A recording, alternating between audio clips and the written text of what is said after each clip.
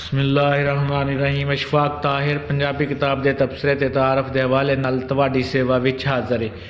अज की पंजाबी किताब जिहदा मुख्तसर तबसरा ते तारफ असीं तुहाडे नाल साझा करन लगे हां, उहदा नाम है कनकां निस्सर पईआं। इस किताब के लिखारी मुसन्नफ मुमताज़ मुहक्कक खोजकार नकात ते पंजाबी शायर डॉक्टर एहसान उल्ला ताहर साहब ने, जिन्हां दा ताल्लुक गुजरांवाला नाल ने।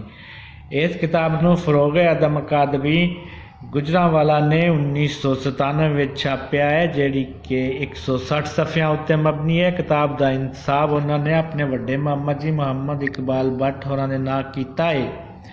यह किताब उन्हां दी वेरवे उत्ते मबनी है।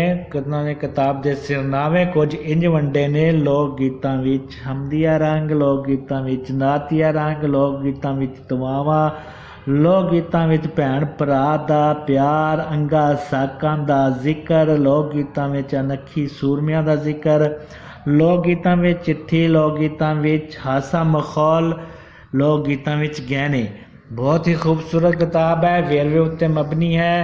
उम्मीद है कि तुहानूं इस किताब का तबसरा पसंद आया होगा। साडे नाल जुड़े रहो तो मज़ीद भी किताबां की जानकारी हासिल करते रहो। अल्लाह हाफ़िज़।